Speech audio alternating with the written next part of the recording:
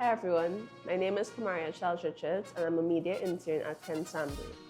I joined the team in August 2025 and in the past few months I've learned what it is to create content that represents both a story and a brand. My role at Kensambury focuses mainly on shooting and editing video content.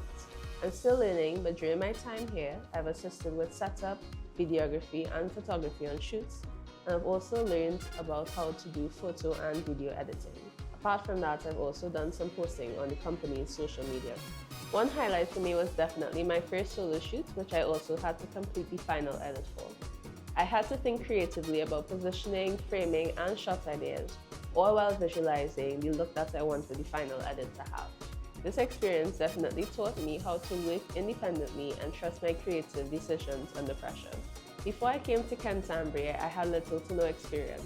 So since joining, I'd like to say that I've improved in my handling of different camera equipment, visual storytelling, and video editing, especially when it comes to handling real-world deadlines and expectations. Going into 2026, I'm focused on developing my video editing skills, creative efficiency, and leadership on shoots, so that I can contribute at a higher level to every project, my personal brand, and my personal projects.